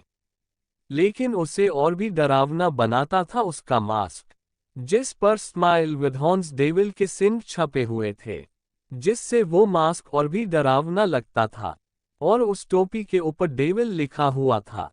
पहले वाले लड़के ने उस लड़के को झुककर ग्रीट किया और साइड हट गया। उसके गार्ड्स ने भी उस आदमी के आगे अपने सर झुका रखा था। वही उस नीचे पड़े आदमी की तो जैसी जान ही अटकी हुई थी अपने सामने उस आदमी को देखकर। उसके मुंह से सिर्फ एक ही वर्ड निकला, द डेविल। उस नीचे पड़े हुए आदमी के मुंह से अपना नाम सुनकर उस शख्स के चेहरे पर एक डरावनी मुस्कान आ गई। लेकिन मास्क लगे होने के कारण वो दिखी नहीं, लेकिन उसका ऑरा वहां किसी को भी डराने के लिए काफी था। उसके शरीर से निकलती खतरनाक वाइब्स वहां किसी को भी खुलकर सांस लेने नहीं दे रही थी। वही उस आदमी की सिर्फ आंखें ही नजर आ रही थी, जो बेहद डरावनी थी, और वो आदमी अपनी बेहद डरावनी आंखों से उस आदमी को देख रहा था। उसके सिर्फ देखने भर से ही वह नीचे गिरा हुआ आदमी कांप रहा था। वो डरावना शख्स उस नीचे गिर हुए व्यक्ति की तरफ अपना एक एक कदम बढ़ाने लगा, और वो व्यक्ति सड़क पर गिरा हुआ ही पीछे सरकने लगा। उस व्यक्ति को खुद से डरते देख उस आदमी के चेहरे पर एक डरावनी मुस्कान, स्माइल विद हॉर्न्स थी। वो व्यक्ति उसके आगे गिड़गिड़ा रहा था, द डेविल, मुझे माफ कर दो, मुझसे गलती हो गई। आप कहेंगे तो मैं यहाँ से हमेशा हमेशा के लिए चला जाऊंगा। मुझे कुछ मत करना द डेविल, मेरे छोटे छोटे बच्चे हैं। इतना कहकर वो व्यक्ति रोने लगा। उस आदमी को रोता देखकर भी उस डरावने लड़के पर जरा सा भी असर नहीं पड़ा। वो ऐसे ही उसकी तरफ बढ़ता रहा। कुछ ही दूरी पर वह लड़का रुक गया और अपनी गर्दन में बड़े ही वियर्ड तरीके से हाथ घुमाने लगा। वही उससे ऐसा करते देख वहां खड़े गार्ड्स और वो लड़का जो इस डरावने लड़के के साथ आया था, उनके पसीने cold sweat cold sweat cold sweat छूटने लगे, क्योंकि वो सभी जानते थे कि अब उस लड़के को गुस्सा आ रहा था। और वो ये भी जानते थे कि वो गुस्से में बिल्कुल एक शैतान स्माइल विद हॉर्न्स बन जाता था। चैप्टर 27 चीक डिनर सोनल मेहता। वो लड़का उस आदमी को घूर रहा था जो फिलहाल नीचे गिर हुआ था। उस आदमी के गिड़गिड़ाने पर भी उस लड़के पर कोई असर नहीं हुआ। उस लड़के ने अपनी डरावनी आवाज में कहा, सिर्फ एक बार पूछूंगा तुमसे, अगर तुमने उसका जवाब सही सही नहीं दिया तो अगले सेकंड मैं तुम्हें मौत दे दूंगा। लेकिन उस मौत को आसान समझने की भूल बिल्कुल भी मत करना। फिर उस लड़के ने अपनी कठोर आवाज में कहा, किसके कहने पर करते थे तुम ये सब? उस लड़के की आवाज इतनी कठोर थी कि किसी की रीढ़ की हड्डी को कांपने पर मजबूर कर दे। और उसकी ऐसी आवाज सुनकर तो उस आदमी की बची कूची हिम्मत भी जवाब दे गई। उसने डरते डरते कहा, मुझे नहीं पता। इससे आगे वो कुछ भी कहता उससे पहले ही उसकी एक चीख निकल गई, क्योंकि उस लड़के ने अपनी जेब से एक औजार निकालकर उस आदमी के पैरों में घुसा दिया था, जिस वजह से उसकी चीख निकल गई। वो उस डेविल स्माइल विद हॉर्न्स का सबसे खतरनाक वेपन था। उस वेपन को वो अपना दोस्त मानता था और अब उस आदमी को अफसोस हो रहा था कि उसने ये काम किया ही क्यों। उस लड़के ने अपनी डरावनी आवाज में कहा, डेविल को ना सुनना बिल्कुल भी पसंद नहीं है और ये भी पसंद नहीं है को कोई उसकी बात को टाले। मैंने तुमसे कहा था ना कि मैं सिर्फ एक बार पूछूंगा तुमसे, अगर तुमने उसका जवाब सही सही नहीं दिया तो अगले सेकंड मैं तुम्हें मौत दे दूंगा। और तुम उस मौत को आसान समझने की भूल बिल्कुल भी मत करना। लेकिन तुमने क्या किया, वही किया जो मुझे बिल्कुल नहीं पसंद। फिर उस लड़के ने अपनी कठोर आवाज में कहा, और जो लोग वो काम करे जो डेविल को पसंद नहीं है, डेविल को वो लोग पसंद नहीं है। इतना कहकर उस लड़के ने एकदम से उस खंजर को उस आदमी के पैरों से निकाल दिया, जिससे फिर से उस आदमी एक भयानक चीख निकल गई। लेकिन उस लड़के ने इतने पर ही रहम नहीं खाए। अब उस लड़के ने उस खंजर को उस आदमी के दूसरे पैर में घुसा दिया, जिससे फिर से एक भयानक चीख निकल गई उस आदमी की। उसे आदमी को चीखते देख उसे लड़के को बड़ा सुकून मिल रहा था। उसके चेहरे पर एक डरावनी smile with horns smile with horns smile with horns हंसी आ गई। उसे लड़के ने हंसते smile with horns smile with horns smile with horns हुए ही कहा, हा हा हा हा, यही चीख तो सुननी थी मुझे तुम्हारी। तुमने ये तो सुना ही होगा ना कि डेविल किसी को भी आसान मौत नहीं देता, और अगर किसी ने मेरी यानी डेविल की बात नहीं मानी तो उसे भी आसान मौत नहीं मिलेगी। लेकिन तुमने क्या किया, डेविल की बात को नजरअंदाज किया। अब उसका खामियाजा तो तुम्हें भुगतना ही पड़ेगा ना। अब उस लड़के ने उस खंजर को उस आदमी के दूसरे पैर से भी निकाल लिया। उस लड़के ने उस खंजर को बड़े ही खतरनाक तरीके से देखते हुए कहा, अब मुझे ये जानना भी नहीं है कि तुमने किसके कहने पर यह सब किया, क्योंकि डेविल स्माइल विद हॉर्न्स उसके बारे में पता तो लगा ही लेगा। लेकिन जो डेविल के खिलाफ जाता है, इसे डेविल कभी जिंदा नहीं छोड़ता। इतना कहकर उस लड़के ने वो खंजर उस आदमी के सीने में घोंप दिया, और एक के बाद एक वो उस खंजर को उस आदमी के सीने में चलता गया। वही उस आदमी की भयानक चीखों से वो पूरा जंगल कांप गया था। थोड़ी ही देर में उससे आदमी की चीखें पूरी तरह से शांत हो गई थी, क्योंकि वह मर चुका था। लेकिन डेविल ने उसके शरीर को उसे खंजर से बिल्कुल खोखला कर दिया था। डेविल ने उस आदमी के सीने पर उस खंजर से डेविल लिख दिया था। वहां जितने भी गार्ड्स खड़े थे, सब के सब यह मंजर अपनी आंखों से देख रहे थे, और उनके शरीर कहां पर रहे थे। वहीं उस लड़के के साथ जो लड़का आया था वह भी बिल्कुल डर चुका था, क्योंकि वह मंजर ही कुछ भयानक था, जिससे कोई नॉर्मल इंसान तो देख भी नहीं सकता। लेकिन शायद उन लोगों को अब आदत हो गई थी यह सब देखने की। लेकिन फिर भी उनके चेहरे पर डर साफ साफ देखा जा सकता था। थोड़ी देर बाद वो काफिला फिर से सड़कों पर दौड़ रहा था, जिसमें वो लड़का और उसके हॉर्स थे। आगे जाकर वो कहाँ गायब हुआ किसी को नहीं पता।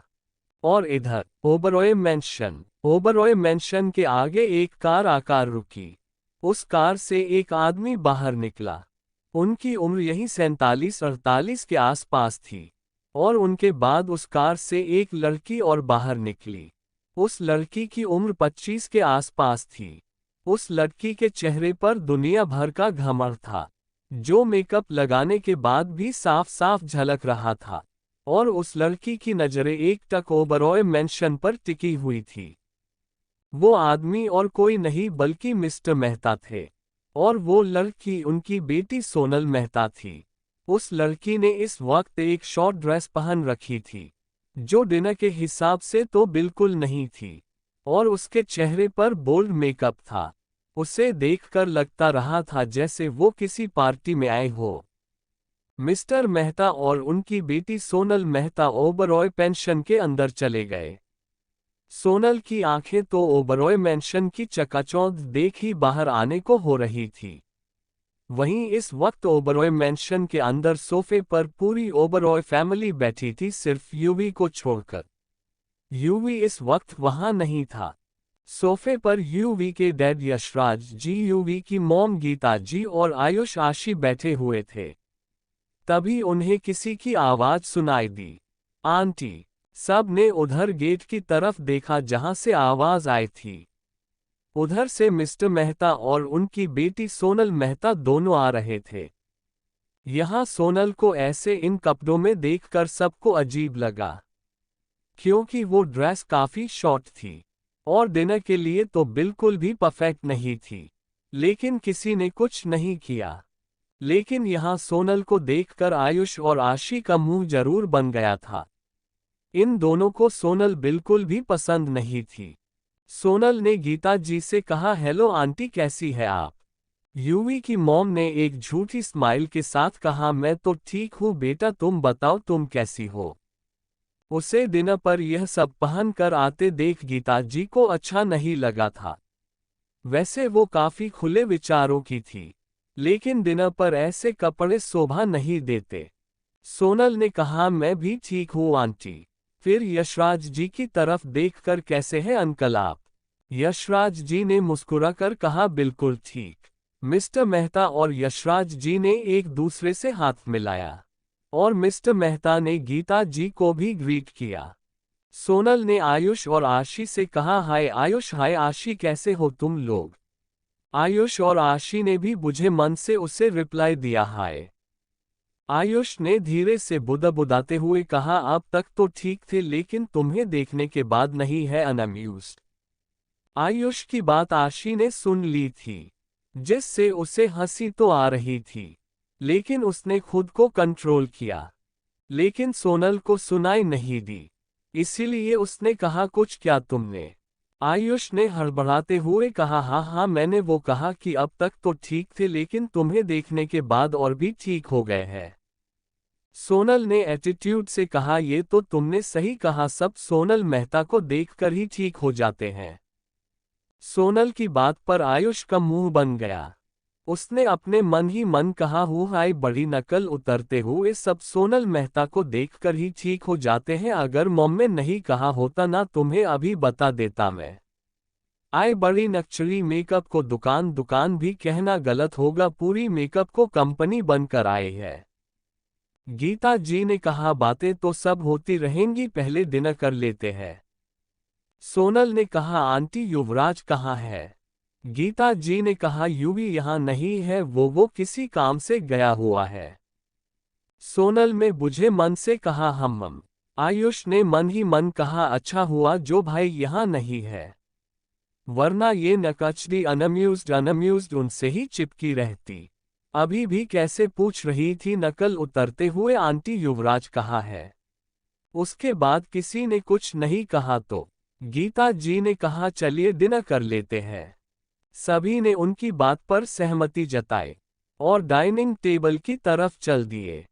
सभी डाइनिंग टेबल पर बैठे हुए थे और सर्वेंट सभी को सर्व कर रहे थे।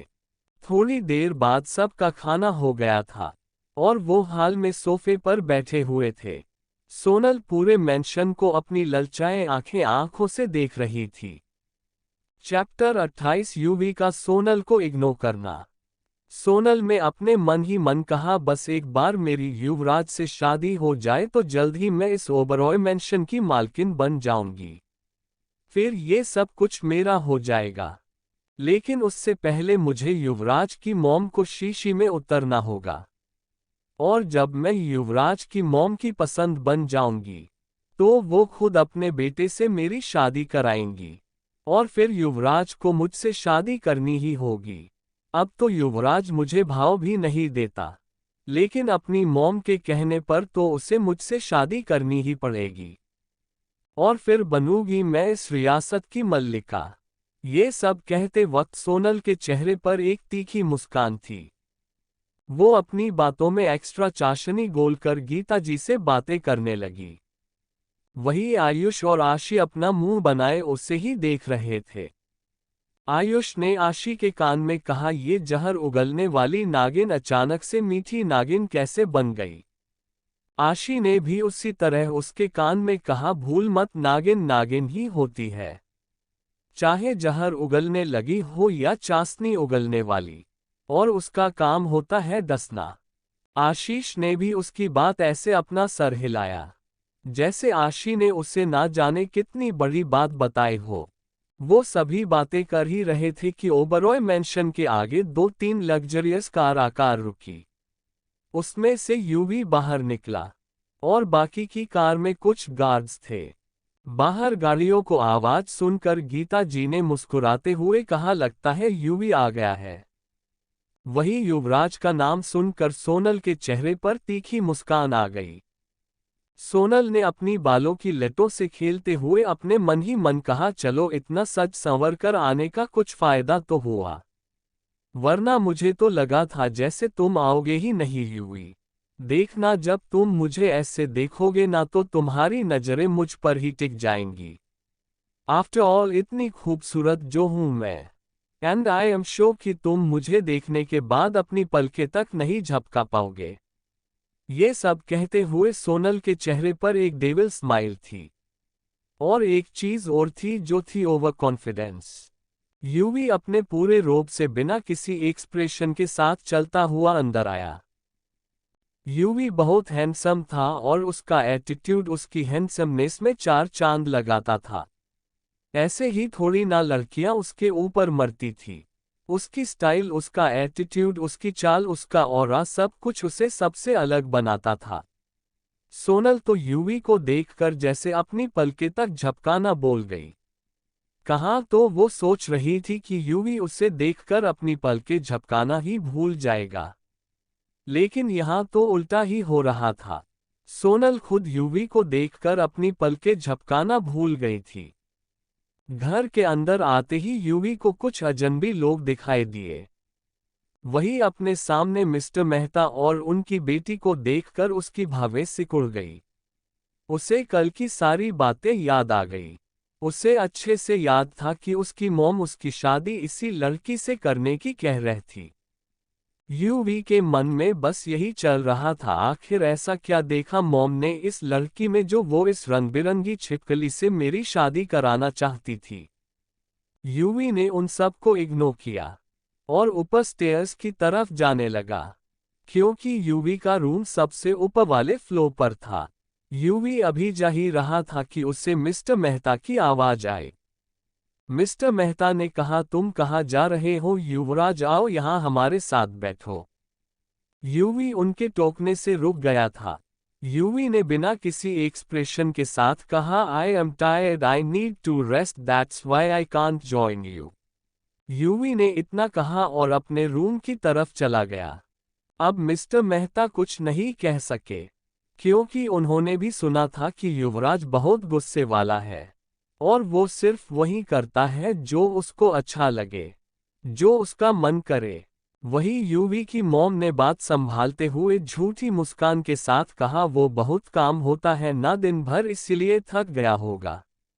आप उसकी बातों का बुरा मत मानिए। मिस्टर मेहता ने भी बनावटी मुस्कान के साथ कहा, इसमें बुरा मानने वाली कौन सी बात है भाभी जी, और मैं समझता हूँ कि दिन भर कितने काम होते हैं। आप बेफिक्र रहिए। वही यूवी को ऐसे जाते देख सोनल का मुंह उतर गया। कहाँ तो उसने सोचा था कि यूवी इसको देखकर उसकी तरफ खींचा चला आएगा, लेकिन यहाँ तो यूवी ने उसकी तरफ देखना तो दूर, उसे सीधा इग्नोर कर दिया। वही सोनल का ऐसा उतरा हुआ चेहरा देखकर आयुष और आशी के चेहरे पर एक विनिंग स्माइल थी। यूवी अपने रूम में जाकर फ्रेश होने बाथरूम में चला गया। यूवी शावर के नीचे खड़ा था और आज सुबह से जो जो उसके साथ हुआ था उसके बारे में सोच रहा था। आज का दिन सुबह से कितना अच्छा था उसके लिए। यूवी ने अपनी आंखें बंद कर ली। आंखें बंद करते ही उसी इशू का चेहरा नजर आ गया और उसे इशू और खुद की वो सुबह वाली नेक किस थ्रोइंग किसेस याद आ गई। इशू उस एक्सीडेंट किस से कैसे घबरा गई थी। वो किस थ्रोइंग किसेस याद आते ही यूवी के स्ट्रेट फेस पर एक धीमी सी मुस्कान आ गई। वो आज सुबह से जो जो इशू और खुद के मोमेंट से थे उन्हें याद करने लगा। यूवी को फिलहाल यह एहसास ही नहीं था कि वो क्या कर रहा है। उसे इशू का पेस्ट्री और चॉकलेट से सना हुआ चेहरा याद आ गया। जब यूवी ने उसे चॉकलेट और पेस्ट्री खाते हुए देख लिया था तो वो कैसे यूवी को देख रही थी जैसे उसकी चोरी पकड़ी गई हो। तभी उसे इशू के चॉकलेट से सने हुए होठ याद आ गए। ये याद करते ही उसकी दिल चमकता दिल की धड़कन बढ़ गई। और जब उसे वो किस याद आए तो उसे शावर के नीचे भी गर्मी लगने लगी। यूवी की बॉडी हार्ड होने लगी थी। यूवी की धड़कनों ने शोर मचाना शुरू कर दिया था। यूवी ने अपने दिल चमकता दिल पर हाथ रख लिया और अपनी दिल की धड़कनों को शांत करने के लिए यूवी अपने सीने पर हाथ रखकर सहलाने लगा। और इधर नीचे सोनल सभी से एक्सक्यूज मी कहकर हाल से थोड़ा साइड आ गई थी। उसे उन सभी के बीच बोरिंग फील हो रहा था। वो छुपते छुपाते उस फ्लो पर पहुंच गई जहां यूवी का रूम था। उस फ्लो पर काफी सारे कमरे थे। इतने सारे कमरे देखकर सोनल ने मन ही मन कहा, इतने सारे कमरे, अब मैं मेरे यूवी का कमरा कैसे ढूंढूंगी। लेकिन कुछ भी कहो, ये मेंशन बहुत आलीशान है। यहाँ आकर तो बिल्कुल रॉयल वाली फीलिंग आ रही है। बस एक बार इस घर में मेरी शादी हो जाए, फिर तो ऐश ही ऐश है। इतना कहकर सोनल वहां यूवी का कमरा ढूंढने लगी। थोड़ी देर की मशक्कत के बाद सोनल ने यूवी का कमरा ढूंढ ही लिया। सोनल ने एक गहरी सांस ली और धीरे से यूवी के कमरे का दरवाजा खोल दिया। यूवी को पता था कि उसकी परमिशन के बिना उसके कमरे में इवन उसके फ्लो पर कोई नहीं आ सकता। इसीलिए यूवी ने डोर लॉक नहीं किया था। वही यूवी का कमरा देखते ही उसका सोनल का मुंह खुला का खुला रह गया। उसने अपनी पूरी लाइफ में इतना सुंदर कमरा कभी नहीं देखा था।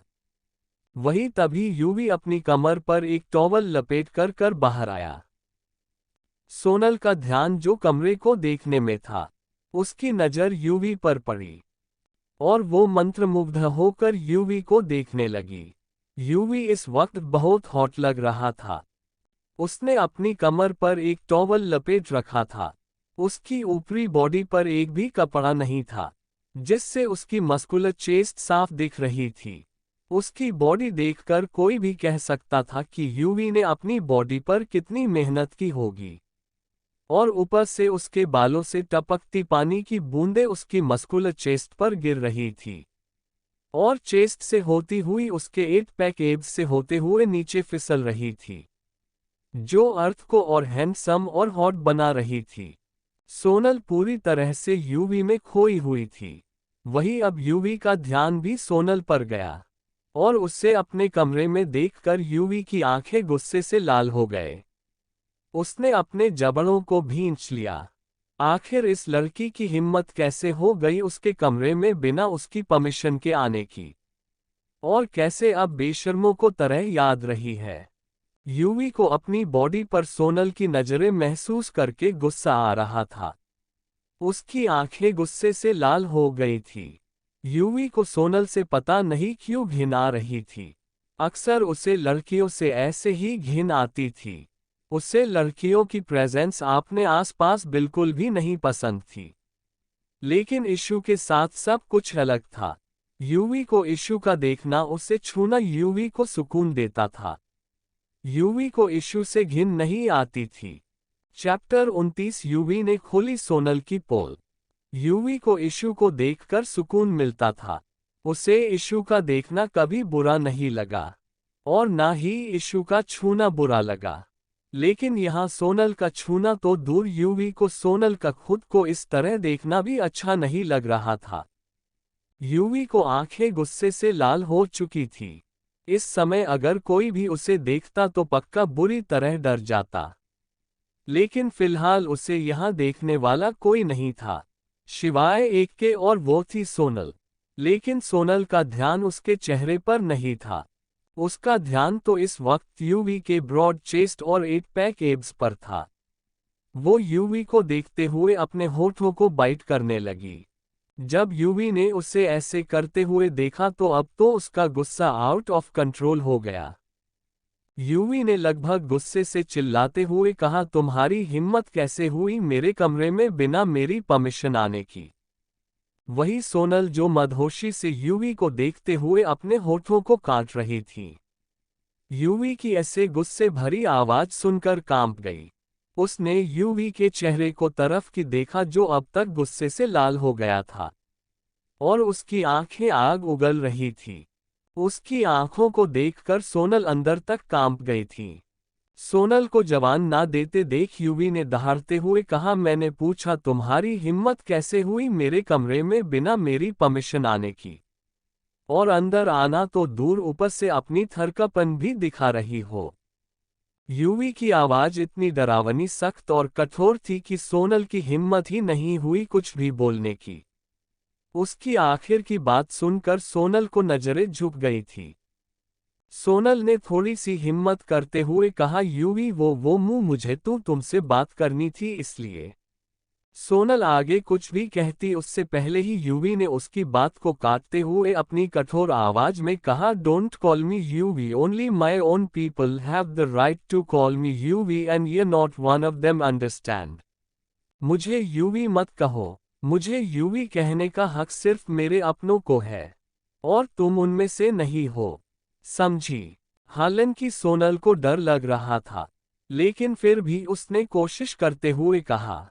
सोनल ने हिम्मत करके यूवी से कहा, ऐसा मत कहो यूवी, मतलब युवराज, आखिरकार हमारी शादी होने वाली है। जब सोनल यूवी कहने को हुई तो यूवी ने अपनी कठोर आंखों से उससे घूरा, तो सोनल ने डर कर यूवी की जगह युवराज कहा। वही उसके मुंह से शादी की बात सुनकर यूवी के तन बदन में आग लग गई। उसने दांत पीसते हुए कहा, तुमसे किसने कहा कि हमारी शादी हो रही है? हाँ, सोनल ने डर के मारे अपना सलाइवा घटकाते हुए कहा, वो आज डैड मेरे और तुम्हारे रिश्ते की बात करेंगे। वो मेरी शादी तुमसे कराना चाहते हैं।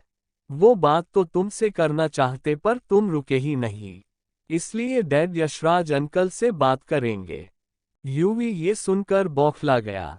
उसने दांत पीसते हुए कहा, तुम्हारे डैड के चाहने या ना चाहने से कुछ नहीं होगा, समझी? और रही बात मेरी शादी किससे होगी और किससे नहीं होगी, ये मेरा फैसला है, तुम्हारे डैड का नहीं। और मैं तुम में इंटरेस्टेड बिल्कुल भी नहीं हूं, इसीलिए मुझसे शादी करने का ख्याल आपने दिमाग से जितनी जल्दी हो सके उतनी जल्दी निकाल दो, तुम्हारे लिए उतना ही अच्छा होगा। सोनल ने अपनी आंखों में घड़ियाली आंसू लाते हुए रोते हुए कहा, तुम मेरे साथ ऐसा नहीं कर सकते। मैं तुमसे बहुत प्यार करती हूँ युवराज। तुम मुझसे शादी कर लो। मेरा यकीन मानो, मैं तुम्हें बहुत खुश रखूंगी। यूवी ने एक devil smile with horns smile with horns smile with horns smile के साथ कहा, खुश तो रखोगी ही, आखिर इतना एक्सपीरियंस जो है तुम्हें। वही यूवी की बात सुनकर सोनल के चेहरे पर घबराहट आ गई। उसने अपने चेहरे की घबराहट छुपाकर कहा, क्या क्या मतलब है तुम्हारा, मैं समझी नहीं। यूवी ने एक तिरछी मुस्कान के साथ कहा, तुम इतनी भी नासमझ नहीं हो जो मेरे कहने का मतलब ना समझ पाओ। सोनल के चेहरे पर पसीने की बूंदें उभरने लगी। हालांकि वो लाख कोशिश कर रही थी कि यूवी उसकी घबराहट ना देख पाए, इसीलिए वो नॉर्मल रहने की कोशिश कर रही थी। लेकिन यूवी की नज़रों से कहाँ कुछ बच सकता था। उसने जब सोनल की ऐसी हालत देखी तो इसके फेस की वो तिरछी स्माइल बड़ी हो गई। उसने सोनल को देखकर मिस्टीरियस स्माइल विद हॉर्न्स के साथ अपनी कठोर आवाज में कहा, नाम सोनल मेहता, उम्र 25 साल, सपना ओबरॉय फैमिली की बहू, नो ओबरॉय फैमिली की मालकिन बनना, अमीर बाप की इकलौती बिगड़ैल लड़की, घूमना, शॉपिंग करना, अपने बाप के पैसे पर ऐश करना, रोज रोज नए नए लड़कों के साथ रात बिताना तुम्हारी फेवरेट हॉबी है। अब जब इतने लड़कों को खुश कर चुकी हो तो ऑब्वियसली तुम्हें एक्सपीरियंस तो होगा ही ना। यूवी के मुंह से अपने बारे में ये सब जानकर सोनल की आंखें फटी की फटी रह गई। उसे यह जानकर हैरानी हो रही थी कि यूवी को उसके बारे में इतना सब कुछ कैसे पता है। ये बात सिर्फ वो खुद ही जानती थी कि वो नए नए लड़कों के साथ रात बिताती है। ये बात खुद उसके डैड को भी नहीं पता थी। लेकिन यूवी को कैसे पता चला? सोनल यही सब सोच रही थी। उसके चेहरे पर पसीने की बूंदें चमकने लगी थी। यूवी के मुंह से अपना सच सुनकर सोनल शतब्द खड़ी थी। कहाँ तो वो यूवी से शादी के सपने देख रही थी, लेकिन यहाँ यूवी ने तो उसकी पोल पट्टी ही खोल दी। चैप्टर 30, कुछ यादें वादे टूट जाते हैं। सोनल ने हकलाते हुए कहा, नहीं ये सच नहीं है। यूवी ने उसे घूर कर देखते हुए कहा, अच्छा अगर ये सच नहीं है तो तुम इतना हकला क्यों रही हो? और तुम्हें इतना पसीना क्यों आ रहा है? ये सब तो तभी इंसान को होता है जब इंसान झूठ बोलता है। सोनल ने हकलाते हुए कहा, तुम्हें कैसे पता कि मैं इतना कहकर सोनल चुप हो गई। उसने अपनी बात अधूरी ही छोड़ दी।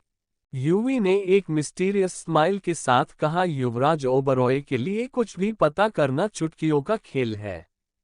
और वैसे भी तुम्हारे बारे में पता करना कोई बड़ी बात नहीं थी।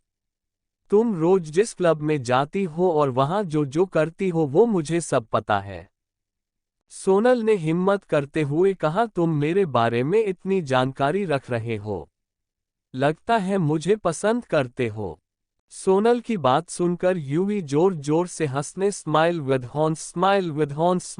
हॉर्न्स लगा। उसकी हंसी बहुत डरावनी थी, जिसे सुनकर सोनल की जान ही हलक में अटकी हुई थी। अचानक यूवी ने हंसना बंद कर दिया और उसके चेहरे पर गुस्से के भाव दिखने लगे। सोनल जो उसे ही डरते हुए देख रही थी, जब उसने यूवी के चेहरे पर गुस्सा दिखा तो वो अंदर तक कांप गई। यूवी ने दांत पीसते हुए कहा, अपनी औकात मत भूलो, तुम समझी? तुम कुछ नहीं हो मेरे सामने। और युवराज ओबरॉय उन सब की खबर रखता है जो उसकी फैमिली की लाइफ में घुसने की कोशिश करे, जो फिलहाल तुम कर रही हो। युवराज ओबरॉय को अपने आसपास क्या हो रहा है उन सब की खबर अच्छे से रहती है।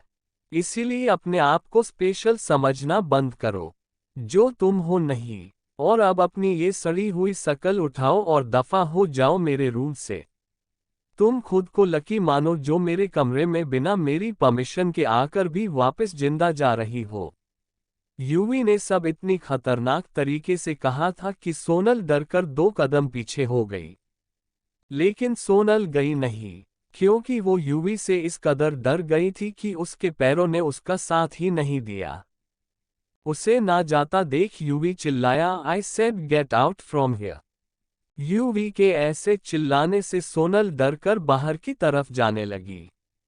तभी उसे पीछे से यूवी को आवाज सुनाई दी, जो उससे कह रहा था, अब अगर मेरी शादी की बात तुम्हारे साथ कराने की बात मेरे कानों में सुनाई भी दी, तो मैं तुम्हारी जान ले लूंगा। अब नीचे जाकर तुम सबसे ये कहोगी कि तुम मुझसे शादी नहीं करना चाहती। सोनल ने जब ये सुना तो उसके यूवी से डरते हुए हकलाते हुए कहा, लेकिन मैं तो तुमसे शादी का करना चाहती हूँ युवराज।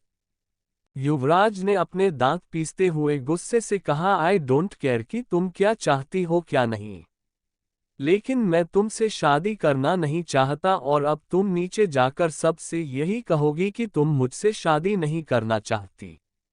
ये सब तुम कैसे कहोगी मैं नहीं जानता, लेकिन मेरी शादी तुम्हारे साथ होगी। ये वाला टॉपिक मैं दोबारा अपने कानों में नहीं सुनना चाहता। फिर यूवी ने लगभग ऑर्डर देते हुए कहा, अब तुम नीचे जाओगी और सबसे यही कहोगी कि तुम मुझमें इंटरेस्टेड नहीं हो, इसीलिए तुम मुझसे शादी नहीं कर सकती।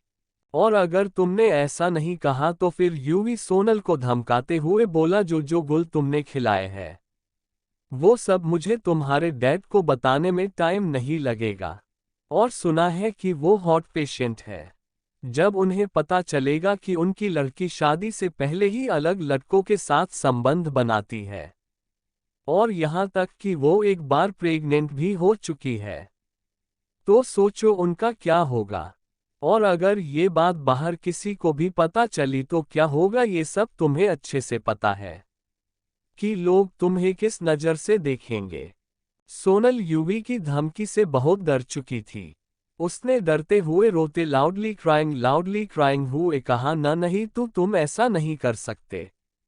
अगर ये बात बाहर किसी को पता चली तो मेरी जिंदगी बर्बाद हो जाएगी। यूवी ने कहा, अगर तुम नहीं चाहती कि यह बात किसी को भी पता चले और तुम्हारी जिंदगी बर्बाद ना हो, तो मेरी बात मानो, फटाफट नीचे जाओ और शादी के माना करो। सोनल ने रोते हुए हाँ में सर हिलाते हुए कहा, हाँ मैं नीचे जाकर सभी से कह दूंगी कि मैं ये शादी नहीं करना चाहती, लेकिन तुम वादा करो कि तुम फिर ये बात किसी को भी नहीं बताओगे। यूवी ने एटीट्यूड से कहा, युवराज ओबरॉय कभी वादा नहीं करता क्योंकि वादे टूट जाते हैं, लेकिन मैं तुम्हें इतना जरूर कह सकता हूं कि मैं युवराज ओबरॉय कभी अपनी जुबान से नहीं पलटता, लेकिन मैं तुमसे कोई वादा नहीं कर सकता। और फिर यूवी ने मन में कहा, और जब वादे टूटते हैं तब बहुत तकलीफ होती है। यूवी ने कहा, मेरी बात याद रखना, अगर तुमने नीचे वो सब नहीं कहा जो मैंने अभी तुमसे कहा है, तो तुम्हें बर्बाद करने में मुझे एक सेकंड भी नहीं लगेगा। अब तुम जा सकती हो। सोनल से अब उस रूम में और नहीं रहा जा रहा था, क्योंकि वहां का टेम्परेचर बहुत गर्म हो रखा था। उसे यूवी से डर लग रहा था। अब उसे ये अफसोस हो रहा था कि वो यहाँ आए ही क्यों। इसीलिए सोनल जल्दी से वहां से चली गई। इस वक्त उसके चेहरे का रंग उड़ा हुआ था। उसे यकीन नहीं हो रहा था कि उसका ओबरॉय मैंशन पे राज करने का सपना अब सपना ही रह जाएगा। उसने क्या क्या नहीं सोचा था, लेकिन यूवी ने पूरी बाजी ही पलट दी। और वही ऊपर यूवी का कमरा। यूवी ने दोबारा से शावर लिया, क्योंकि उसे अब भी सोनल की नजरें खुद पर महसूस हो रही थी, जिससे उसे डर्टी फील हो रहा था। थोड़ी देर में यूवी ने शावर लिया और क्लोजेट रूम में चला गया। थोड़ी ही देर में यूवी बाहर आया।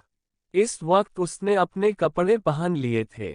यूवी सीधा बालकनी में आया और दूर फैले अंधेरे को देखने लगा। उसके दिमाग में कुछ सीन्स क्लिक हो रहे थे। एक लड़का जिसकी उम्र यही कोई 22-23 साल के आसपास होगी। वो दिखने में बेहद हैंडसम था। कोई भी उसे देखता तो उस पर अपना दिल हार जाए। और उसके साथ ही एक लड़का और था। वो भी देखने में हैंडसम था, लेकिन उस पहले वाले लड़के से कम। वो लड़का भी पहले वाले लड़के की उम्र के जितना ही था। दोनों लड़के साथ ही चल रहे थे। दूसरे वाले लड़के ने पहले वाले लड़के के गले में अपना हाथ डालते हुए कहा, यार यूवी, मुझे तुझसे कुछ पूछना है। पहले वाला लड़का और कोई नहीं यूवी ही था। उसने उस लड़के को देखकर अपनी आंखें छोटी करके पूछा, और तुझे कब से मुझसे कुछ पूछने के लिए परमिशन की जरूरत पड़ गई? जैसे हर बार बिना मेरी परमिशन के ही बक बक करते रहता है। वैसे ही अब भी बक दे, जो भी तुझे कुछ कहना या पूछना है। यूवी की बात पर उस लड़के ने अपने दांत दिखा दिए, ग्रिन ग्रिन। तो यूवी ने अपना सर ना में हिला दिया, जैसे कह रहा हो इसका कुछ नहीं हो सकता। यूवी ने उस लड़के को कुछ नहीं बोलते देख चिढ़ते हुए कहा, अब पूछ भी ले जो पूछना है।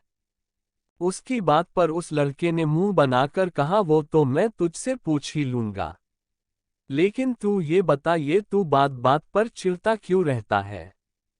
यूवी ने अब उस लड़के को घूर कर देखा तो वो लड़का सकपका गया। उसने अपना मुंह बनाकर कहा, तू ऐसे बात पर मुंह मुझे घूरता क्यों रहता है?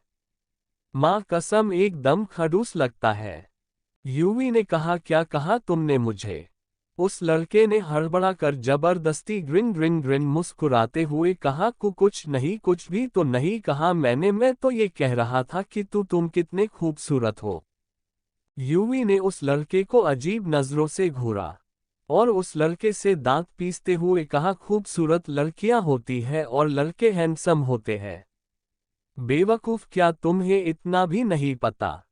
यूवी के ऐसा कहने से उस लड़के ने सोचते हुए कहा, अच्छा तभी मैं सोचूं कि जब परसों मैंने राहुल को क्लास के अंदर ब्यूटीफुल कहा तो सब मुझ पे इतना हंस क्यों रहे थे। उसकी बात सुनकर यूवी ने अपना सर पीट लिया। यूवी ने उस लड़के से कहा, तुम सच में बेवकूफ हो। अपने लिए बेवकूफ सुनकर उस लड़के को गुस्सा आ गया। उसने यूवी से कहा, बेवकूफ, तुमने मुझे बेवकूफ कहा, तुम्हें किस एंगल से मैं बेवकूफ लगता हूं? यूवी को जैसे उस लड़के के गुस्से से कुछ फर्क ही नहीं पड़ा। यूवी ने एक devil smile with horns smile के साथ कहा, हर एंगल से। इतना कहकर यूवी अब चलते चलते थोड़ा आगे निकल गया। उस लड़के ने पीछे से चिल्लाते हुए कहा, तुम्हें मेरी जरा सी भी वैल्यू नहीं है ना? देखना जब मैं एक दिन तुम्हारे पास तुम्हारे साथ नहीं रहूंगा ना, तो जब मैं तुम्हें छोड़कर चला जाऊंगा ना, तब समझ आएगी तुम्हें मेरी वैल्यू। यूवी ने बिना रुके ही कहा, तुम मुझे छोड़कर कहीं नहीं जा सकते, क्योंकि तुमने मुझसे वादा किया है कि तुम मुझे कभी छोड़कर नहीं जाओगे। उस लड़के ने मुंह बनाकर कहा, वादे टूट भी जाते हैं। यूवी में वैसे ही चलते हुए कहा, मैं तुम्हें ये वादा नहीं तोड़ने दूंगा। ऋत्विक, ये लड़का और की नहीं ऋत्विक था। वो यूवी का बेस्ट फ्रेंड था। इनके बीच भाइयों जैसा रिश्ता था। यूवी की बात सुनकर ऋत्विक ने कहा, देखते हैं। तो यूवी ने भी कहा, देख लेना। यूवी अपनी सोच से बाहर आया और उसने अपने सामने दूर तक फैले अंधेरे को देखकर कहा, थैंक यू। आपको नोवेल कैसा लगा कमेंट करें और चैनल को सब्सक्राइब करें। लाइक और शेयर करना न भूलें। Thank you for watching the video.